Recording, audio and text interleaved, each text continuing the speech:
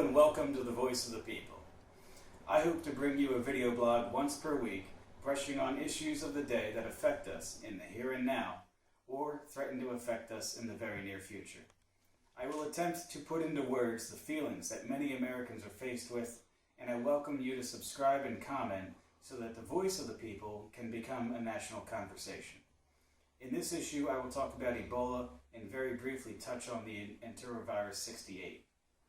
We've been told many things about Ebola, reassured of our continued safety, told not to panic, and told not to be too concerned. After 6 years of this administration, does that make any of us feel safer? We're told that the disease is not airborne, yet over 10,000 people have died in the Ebola-affected regions during this outbreak alone. 2 American nurses caught the disease while wearing reasonable protective gear as prescribed by the CDC. And now there's word from the U.S. Army that there is in fact evidence that the Ebola virus does become airborne in cooler climates. Today it's known that the virus can survive on surfaces for 50 days, and that it can also be spread from any bodily liquid, including saliva, and that means sneezes and coughs. Essentially, the Ebola virus could possibly spread rapidly and as common as the cold and flu. The major difference between the three is that Ebola has a 70% mortality rate. We are potentially facing the defining domestic health crisis of our time, and we need leadership, and instead we have false assurances and outright lies. We continue to allow airline passengers to travel from Ebola countries to connecting hubs and eventually onto the United States. Our southern border continues to be wide open, and the administration is pressuring governors to not quarantine anyone returning from Africa. It would almost seem as if the incompetence is in fact on purpose, and perhaps it is. In the words of Rahm Emanuel, President Obama's former chief of staff, never waste a good crisis.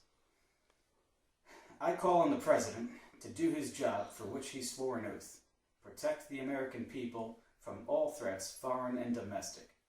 I call on him to revoke the visas of those African nationals who have traveled to the United States within the past 90 days.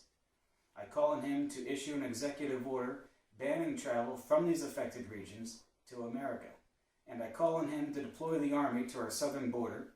Shut that border down now. President Obama, your allowance of these foreign underage illegals to be bussed all over the United States is spreading disease, namely Enterovirus 68, and it is on record that American children are becoming paralyzed, and a few have died as a result.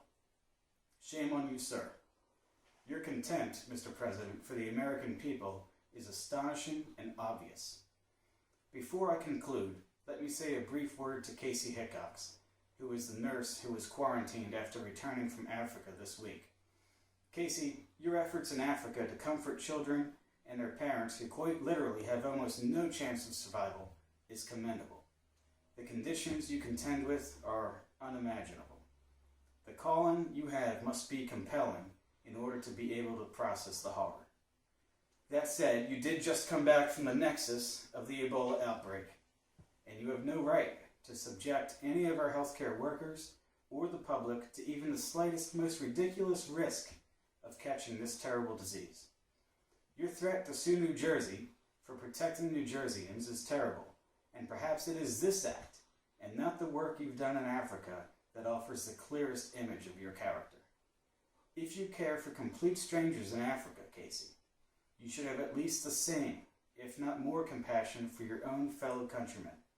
Unless, of course, your charitable work is all about you and completely self-serving, and has nothing at all to do with the people in Africa. Think it over before you decide to sue New Jersey for being, perhaps, a little zealous in their level of cautiousness. I look forward to your comments, America. Thank you for listening, and good night.